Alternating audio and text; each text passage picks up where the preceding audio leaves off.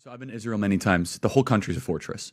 When I first heard this story, I still had the same gut instinct that I did initially. I find this very hard to believe. I've been to that Gaza border. You cannot go 10 feet without running into a 19-year-old with an AR-15 or an automatic machine gun that is an IDF soldier, right? The whole country is surveilled. And so let me just kind of go through this. We don't talk about Israeli politics very often, and most Americans don't know this. The last 9 months, Israel was on the brink of civil war. It's not an exaggeration. This judicial stuff, there were hundreds of thousands of Israelis taking to the streets because Bibi Netanyahu was basically redefining the Israeli constitution. That's not an exaggeration, right? He said the judicial branch has too much power. There were protests planned this week against Netanyahu, where they anticipated tens of thousands of people to take to the streets. That's all gone, Patrick. Netanyahu now has an emergency government and a mandate to lead. I'm not willing to go so far that saying that Netanyahu knew or there was intelligence here, but I think some questions need to be asked. Was there a stand down order? Was there a stand down order? The horrendous assassination of Charlie Kirk has caught the attention of the world, as many people consider this to be one of the most shocking and blatant political executions in the West's recent history. Make no mistake, this is not an isolated case, but rather a tendency. I can certainly recall the murder of Shinzo Abe, the former Prime Minister of Japan and serving member of the Japanese House of Representatives, who was assassinated while speaking at a political event.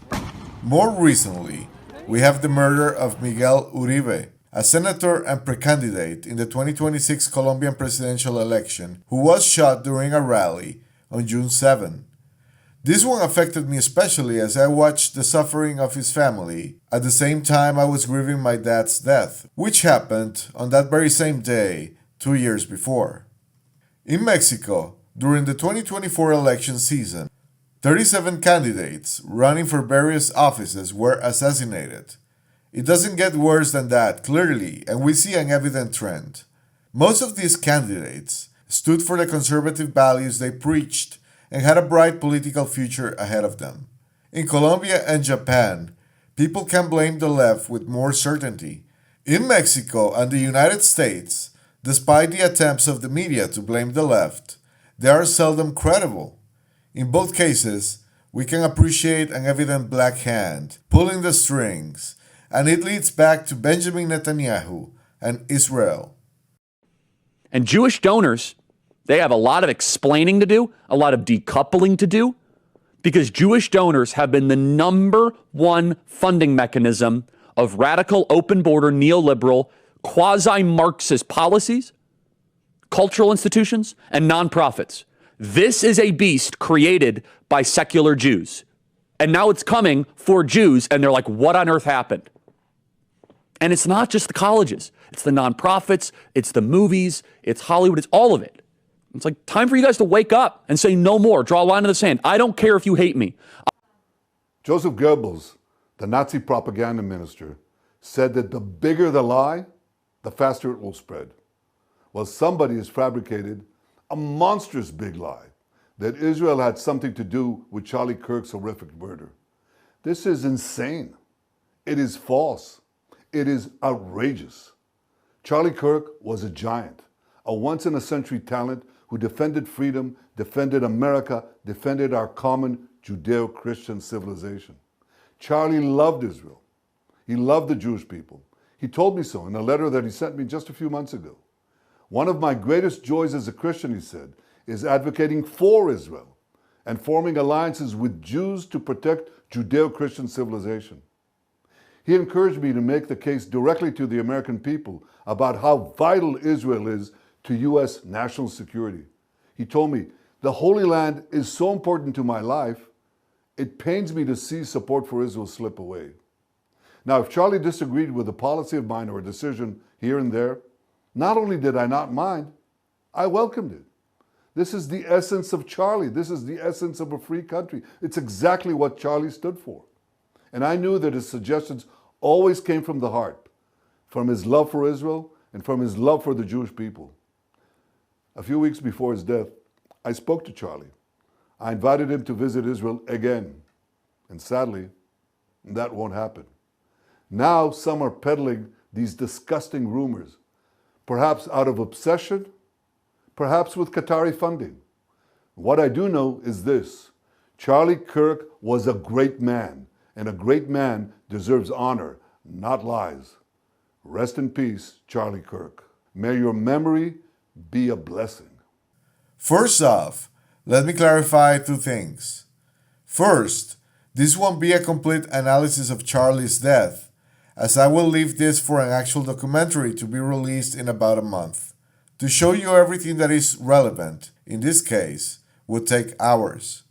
Secondly, I am aware of all the theories surrounding this event. Some point out that most of the information we are being fed seems fake, acted, and rehearsed. Yes, things are very strange. Masonic numerology, symbolism, and sheer occult references seem to be all over the script. That said, if Charlie is truly dead, this is indeed a disgusting tragedy that needs to be exposed as it is. A blatant political hit and a terrorist attack. If he is part of a hoax in any way, a false flag hoax to further different agendas, God will have the last word. Personally, I will be tackling this case as if Charlie was truly murdered, as the important social, political, and psychological points don't really change much otherwise. These are 10 conclusions I have reached in the last week related to what happened to Charlie, as much meditation and praying has been needed to better understand what is going on and what it means for us and them. 1. If Charlie was murdered, no FBI patsy did it. It was a professional hit. The Mormons and Freemasons have their hand all over this, financed by Zionist power players. 2. All the clues and testimonies lead back to Benjamin Netanyahu and Israel. This has been verified by sources on both sides of the political aisle. 3. Charlie Kirk was threatened for weeks by some of his donors, including Bill Ackman. Charlie rejected a $150 million bribe from the Israeli Prime Minister. 4. Beware of false flags and psychological operations, as they want civil conflict at the same time they prepare for international conflict. The goal? Order out of chaos. 5. Demons are among us, as they manifest out in the open, cheering and celebrating the murder of a father, son, and husband, just because he was a white Christian male. 6. More than ever, we must remain calm and sober. This is about opening our hearts to prayer and hope, as we realize this earthly existence can end any second. 7. Canceling leftists because they are bloodthirsty sociopaths shouldn't be. This is part of the agenda, to get people fired over speech that should be free. It will backfire. 8. Charlie was a true leader. In looking back at his work, he was an amazing peace and kingmaker. Nobody got more young folks registered to vote Republican than he did. 9. Charlie had stated that if he died, he wanted to be remembered by his loyalty to Jesus Christ, not his politics or personal achievements. I think his wish will be granted. 10. Being right matters, but not at the cost of our integrity, and later on, our souls. We must unite against all criminals, foreign and domestic, strategy and precision above all. I will keep you updated on the upcoming documentary, and for now, I ask you to not fall for provocations. We can never harm or kill the innocent. Our Christian values must prevail, but that includes protecting your loved ones with your own life.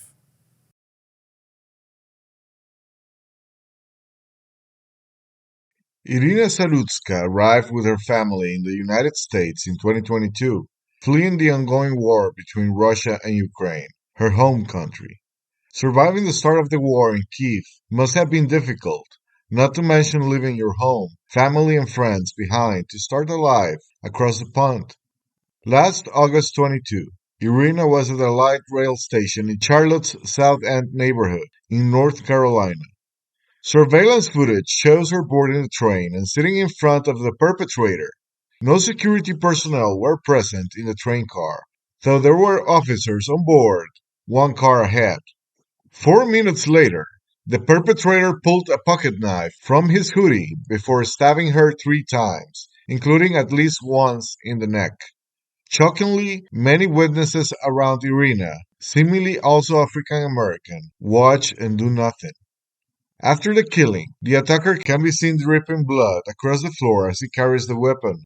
He takes off his bloody hoodie and then calmly waits for the train to pull into the station before exiting.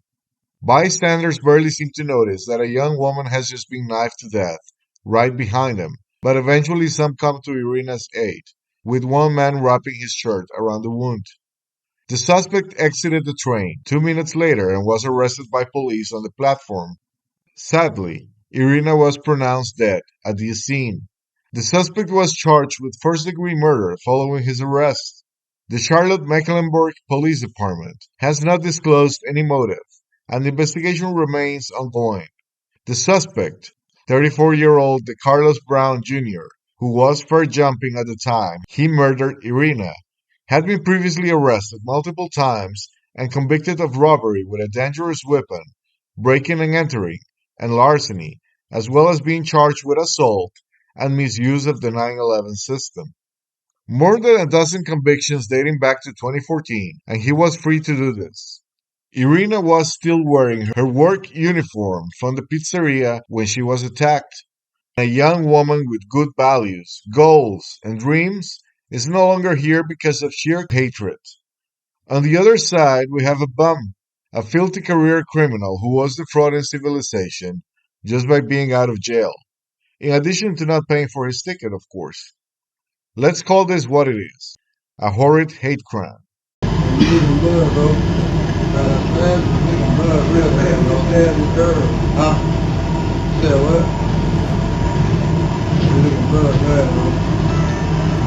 Then, while standing alone, he seems to utter his reason for this whole thing. It's over with, nigga. Okay, everybody, you've probably heard the situation that happened in North Carolina. Say the name Irina Zarutska. Irina Zarutska was just riding public transit. By the way, she was a refugee from Ukraine, of all places, and she came to Charlotte, North Carolina. And a terrible person, well, you saw what happened. I can't describe it here on TikTok without some sort of community guideline being violated. But if you haven't seen the video, you absolutely should. This individual should not have been on the streets, 14 prior arrests. And it really makes you wonder, why are we putting up with this? Why are we allowing so many people that have committed these crimes to keep on being released? The magistrate judge continued to release this individual, and this is a horrific thing. You know, it's really interesting. The media was totally covering George Floyd, tens of thousands of articles, reconfigured and changed the entire American body politic.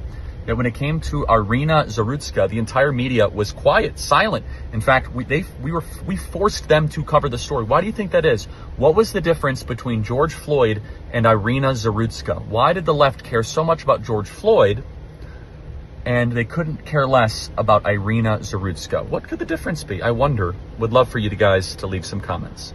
I think it is time for more people to accept that we have a huge problem with black and white violence in the West. The black population in the United States is around 52 million, which is 15% of the total population of 340 million. The FBI's 2023 Uniform Crime Report indicates that in cases where the offender's race was known, black individuals were arrested for 37% of murders and non-negligent manslaughter cases. This suggests a disproportionate involvement in fatal crimes relative to population share. In 2015, FBI data showed 500 black and white homicides compared to 229 white and black homicides, indicating more than twice as many black and white killings. I have to suspect all these numbers have increased as the programming has only intensified since then. People die and fall victim to crimes and scams often because society has bullied them into the false belief that you have to give everyone the benefit of the doubt. You don't. You can judge a book by its cover. Fear of being cancelled, fear of being fired, fear of what? Who cares? The mainstream mockingbird media and most politicians have been silent about this until now. a bandwagon of sellouts who tend to do the opposite whenever there is a case where the person of color is the deceased. Notice I say deceased and not victim, because the clearest example is none other than George Floyd, a criminal junkie and woman beater who died of an overdose while in custody, generating massive outcry and violent riots led by the scam that turned out to be Black Lives Matter. It has been clear for some time that the enemy to beat for the demons running the show is the Western white population. Extra points if Christian.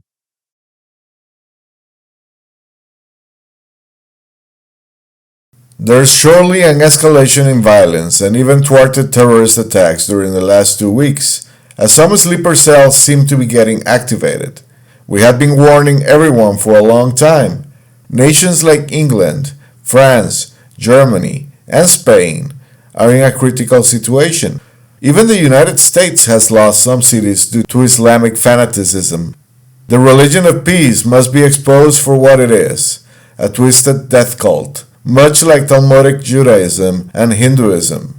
The FBI has arrested Adib Nasir and Adil Justice Nasir for an attack on a Fox News band covering the assassination of Charlie Kirk. An incendiary device failed to go off as planned. A search uncovered fake weapons of mass destruction, which the men initially tried to pass off as real, along with explosives, firearms, drugs, and other illegal items. This illegal migrant and repeat offender beheaded an Indian man in Dallas, Texas with a machete.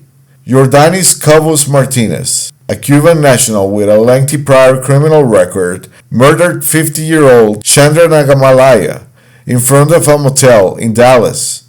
Jordanis was released from an ICE facility in January this year and should have been deported to Cuba. However, Cuba refused to receive the deportation flight, arguing that Jordanis was a violent repeat offender that must stay in the United States. A security video shows Jordanis chasing Chandra across the motel's parking lot as he repeatedly struck with a machete. Chandra's wife and 18-year-old son emerged from the motel to intervene, but were pushed away by Jordanis and forced to watch their husband and father be decapitated. The killer later kicked the severed head into the parking lot, picked it up, and discarded it in a dumpster. I watched the horrific video and, for obvious reasons, I won't show it to you. It's unnecessary, as the description is enough.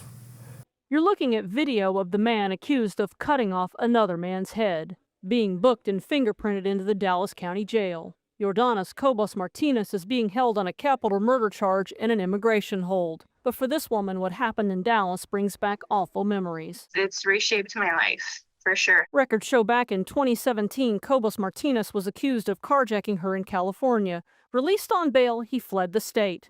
She agreed to talk to us if we did not reveal her identity. What he did and what he's done and what he's continuing to do, he has no moral compass in his body. In 2018, Cobos Martinez was arrested in Harris County on multiple felonies. He appears to have spent several years in jail before pleading guilty to a misdemeanor assault charge. He was then extradited back to California, where he was acquitted of the carjacking charge, but convicted of felony false imprisonment. We have faith in our judicial system. As a community, we have faith that they will stand up and protect. And unfortunately, in this case, this man was able to get away with it. At some point, Cobos Martinez was taken into ICE custody. ICE officials told us this afternoon that he was released from ICE custody on January 13th of this year because, quote, there was no removal flights to Cuba under the Biden administration, unquote. However, we found news coverage and even a government video from 2023 showing deportation flights to Cuba had resumed. We continue to ask questions about his dealings with the immigration system. I do feel like a disappointment. This man's death could have been prevented if it was handled in an appropriate manner. She says the system failed both of them. I'm so sorry. I hope this family can find closure in this event. In Dallas, I'm Tanya Iser. Also in Texas, back in July, a Middle Eastern man followed me while I was walking my dog. He snuck up behind me and entered my apartment complex. After I repeatedly told him to leave, he came up the stairs and towards me. He only left after he allegedly saw a black pistol. Police questioned me about a potential firearm, and I refused to answer without an attorney. He has not been criminally charged. Plano Police Department waited weeks to investigate, even after I pleaded with them to ID him. Obtaining the surveillance footage was a fight. I had to threaten to sue the city and police department. They only investigated him after I posted about the incident on social media, and it received over 2 million views. He admitted to following me down the streets and not leaving the property because he thought I was attractive and he wanted to speak to me. He is also engaged. In my opinion, he only left the property because he feared he saw a pistol. Monsters think it's open season on women out here.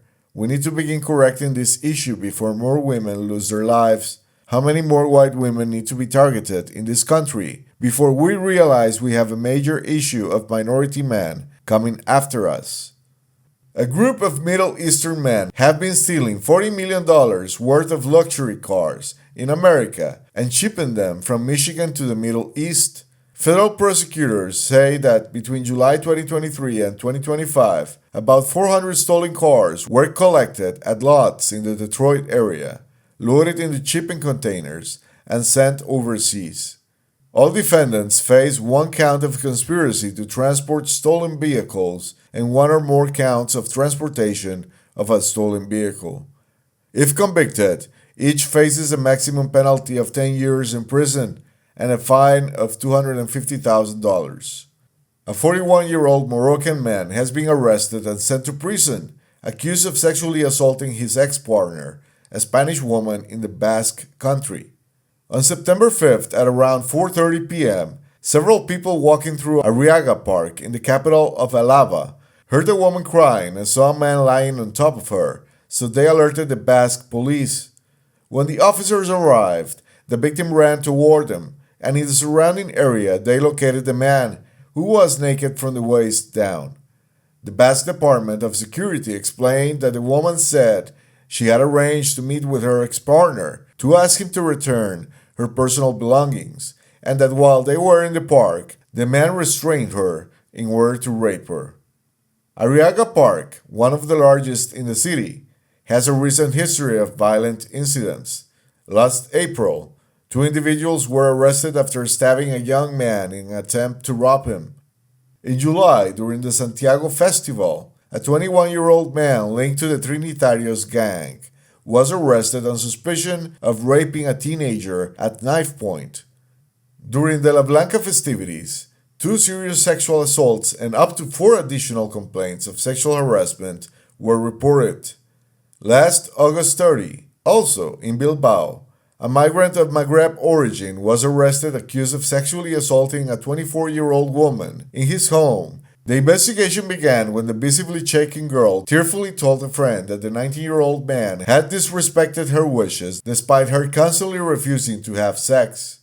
After hearing her testimony, the friend immediately notified emergency services, which activated a specific protocol for such cases. Emergency services and law enforcement arrived at the scene and took the woman to the hospital. She was treated for bleeding and pain in her genital area. Once stabilized, she was taken to the police station to file a complaint. Hours later, the young man was located and arrested at a home on Oismendi Street in Galdacao.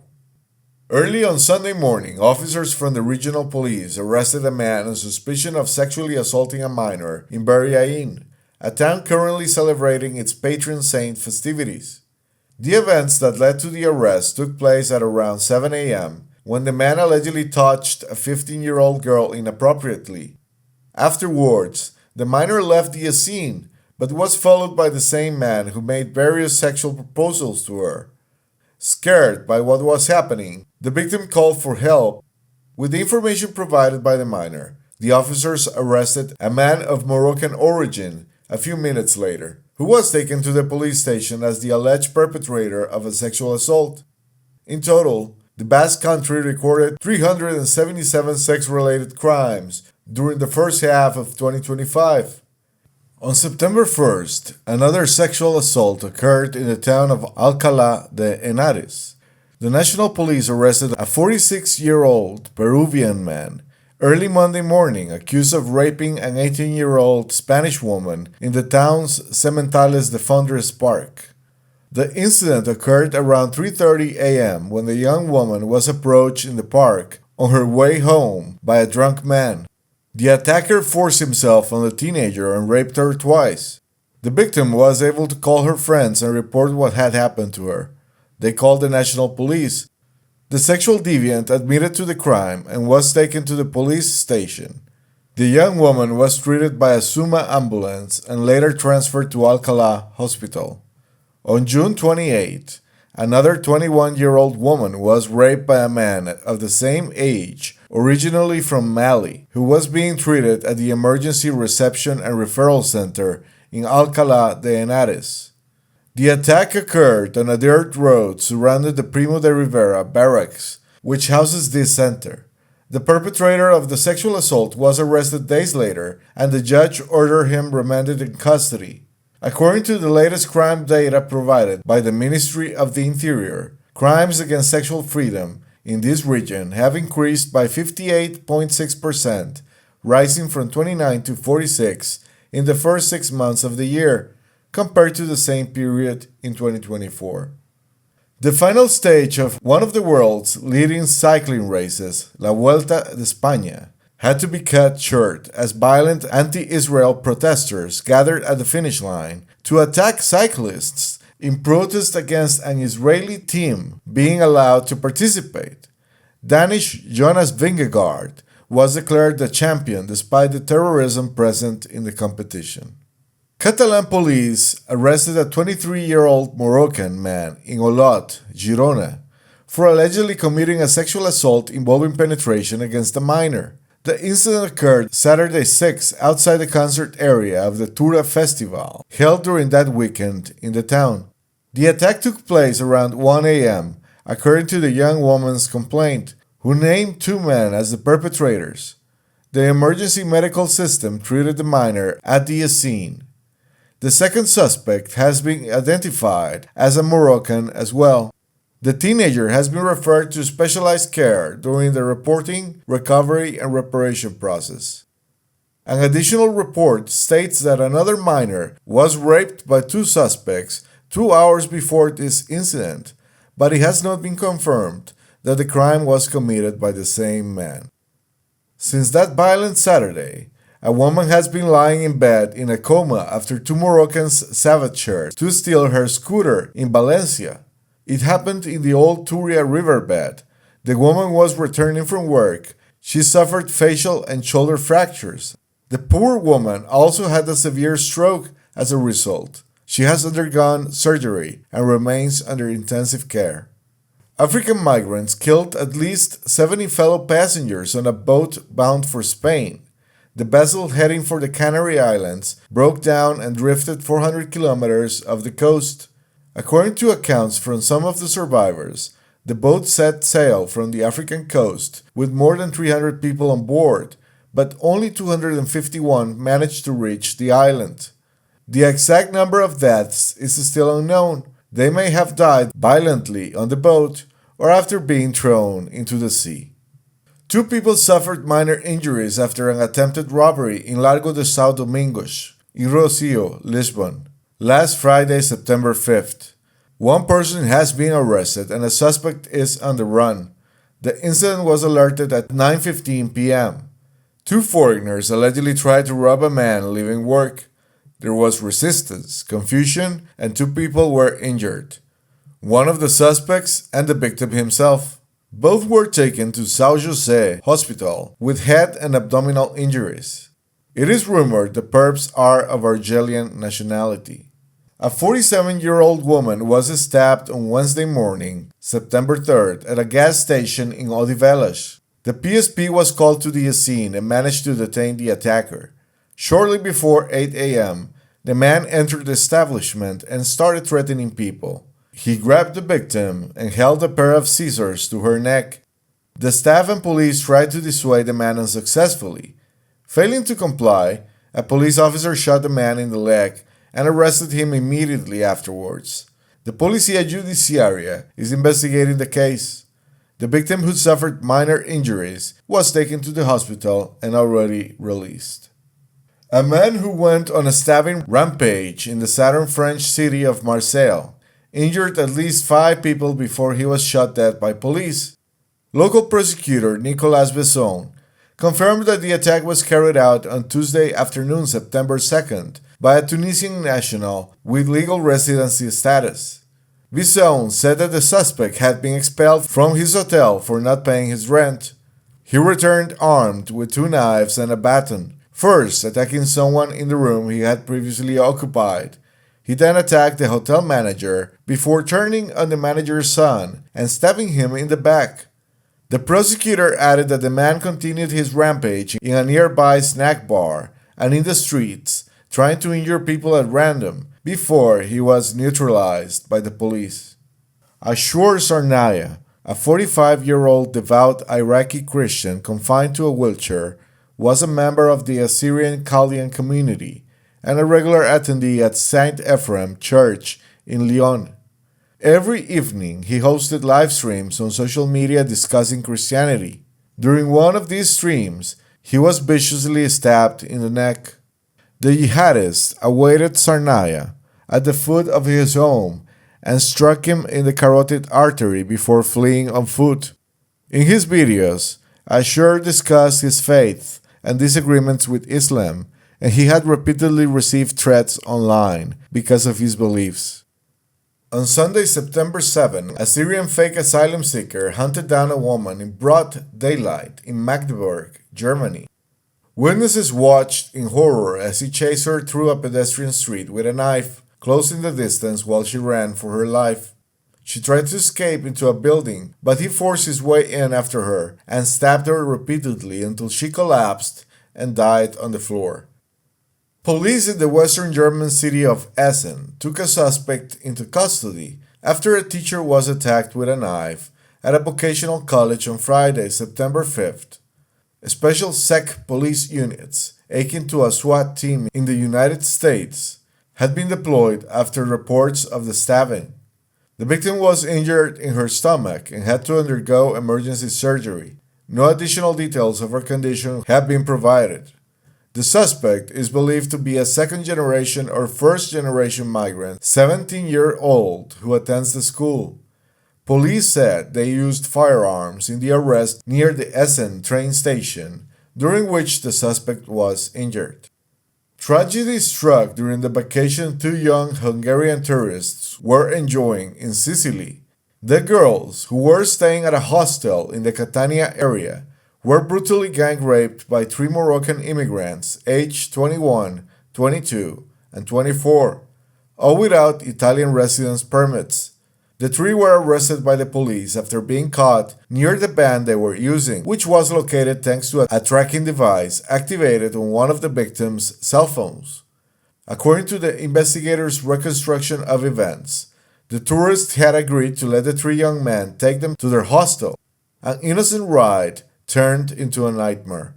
Instead of accompanying them, the Moroccans took them to a secluded spot where they allegedly picked up another Moroccan.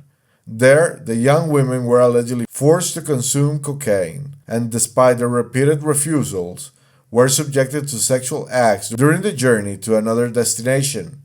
The breakthrough in the investigation came thanks to the courage of one of the victims, who managed to call her sister pretending to call her mother. The young woman announced that she was in danger, asked for her cell phone's location to be tracked, and provided the license plate number of the van she had found during a stop. All were found in the agricultural region of Paterno. The 2 tourists were found crying on a bench, while the 3 young men were standing next to the van. The girls were immediately taken into custody and transferred to the hospital for the necessary medical and psychological evaluations. Investigators are checking the links between the criminals and other similar incidents. Islamists followed home and harassed Carl Oskar Bolin, Sweden's Minister of Civil Defense. The suspects belong to the collective known as Together for Palestine. He tweeted, "Tonight, I attended a meeting with my parliamentary group in the Riksdag. When I stepped out of Mintorgat and was about to walk home, it looked like this. A group of people with antisocial behavior began to chase me, which resulted in me not being able to go home for the simple reason that my address here in Stockholm is not public. In addition to screaming like idiots in my ears, the vast majority also had film cameras and mobile homes ready to document my trip back home, so they could have my home address. Instead, I had to turn back to the Riksdag building to escape. Right now, the autonomous Palestinian movement is preventing the democratic elected officials from moving according to their own preferences. In my opinion, this is not how we should have it in our country. Quote unquote. Lausanne's city councillor, Thibault Schaller, was not as lucky, as he was attacked by masked juvenile criminals in the street. Some anti-fascists recognized me. 3 surrounded me, their backs to the wall, and ordered me to leave. I refused and asked what's going on. One pushes me, I push him away, then step back. Someone shouts something, and then 15 people run at me from everywhere. I run away, get hit. Someone cuts me off, I fall. I try to protect myself, and get up while 1 or 2 people ask the others to leave me alone. I get up, run, but get surrounded again against the wall, receive some blows, and then I manage to run away. I'm fine, but we really have to reclaim this city. Quote unquote. A stolen scooter, a police chase, and a fatal crash left a 17-year-old migrant dead, despite the police following protocol and the suspect dying because of his own bad choices. Lausanne erupted in the worst rioting Switzerland has seen in decades. 2 nights of violence tore apart Switzerland's image as a stable and quiet country. Masked youths, overwhelmingly black and Middle Eastern, took to the streets, setting beams alight, vandalizing buses, and clashing with the police. By the second night, more than 200 rioters clashed with Swiss police as tear gas clouded the air and water cannons roared through the city. Police in Tokyo have arrested a 61-year-old Ethiopian man on a suspicion of attempted murder after he stabbed an executive at the company where he used to work. The criminal stabbed the executive, a man in his 30s, in the stomach with a kitchen knife. Another employee suffered cuts to his hand and fingers when he tried to intervene. The victim was taken to the hospital and remains in a critical condition. At least 102 Congolese Christians have been killed in a bloody attack by the Islamic State in North Kivu province in the Eastern Democratic Republic of Congo. The terrorist organization claimed responsibility for the massacre through its propaganda agency, AMAC, confirming that its fighters stormed the village of Tatoyo and destroyed everything in their path. According to the jihadist statement, the attack targeted a large gathering of Christian worshippers, leaving around 100 dead and numerous others injured. After the massacre, the attackers set fire to around 30 homes and destroyed various properties before leaving the scene. Meanwhile, media attention is focused exclusively on the war in Gaza. It's inevitable to compare the coverage and wonder why the massacres of Christians in Africa receive so little attention. British Prime Minister Keir Starmer just appointed Shabana Mahmood as Home Secretary. She is in charge of the United Kingdom's National Security and Oversight of the Security Service, MI5. She's a far-left radical Muslim extremist. Mahmood quickly announced measures to reduce migration. The boats and the dinghies have not stopped coming, though. Reports are also emerging across the country as some schools have started banning pork products and have switched to halal-only meat. The good news is that white people are waking up worldwide after a long slumber. Christians are born again by the thousands daily. Thank you, God. The English, for example, gathered in London because they had enough with mass immigration. Let's hope that when the time comes, Tommy Robinson has a change of heart and puts Britain first instead of Israel. But that's a subject for another day. Mainstream media tried to diminish the event by claiming barely 110,000 patriots attended, when attendees estimated the actual number to be between 1,200,000 and 1,500,000. Dealing with the facts, we have two huge problems in the West: black on white violence and violence coming from illegal migrants. We all need to be extra cautious when dealing with certain demographics. Yes, men who abuse women exist everywhere and from anywhere, but it's clear the leading population in sexual crimes compared to their population percentage is those who are not of European origin. The premise is that these people are also bleeding the country dry financially, just as they are all about petty theft and sheer violence. We don't need to import criminals, and we might need to deport anybody whose culture is incompatible with our laws and traditions. We need to diminish the financial and social burden. Do not be afraid to talk with your brothers and sisters, sons and daughters, fathers and mothers. If unaware, warn them about the true danger of racial and fanatical tribalism and how it aims to subdue the West by any means necessary. This is criminal profiling. It's not Islamophobia nor xenophobia. Phobia is fear. Nobody here is afraid of you. Nobody here is afraid of conflict. But we are civilized people who adhere to Christian values. Do not push your luck. Human intuition equals subconscious pattern recognition. Learn to trust yours, and when in doubt, go without.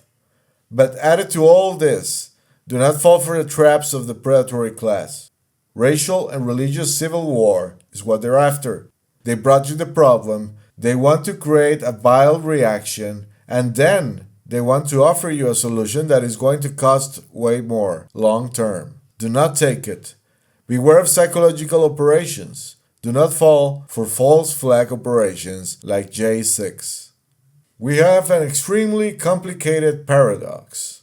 We should refrain from doing what they want, but at the same time, we must refrain from blindly trusting certain demographics, as they have been shown to be more prone to certain kinds of crimes and violence, especially against white people. Extra points if Christian. The hatred can be felt. The air is dense, but honor and common sense must prevail.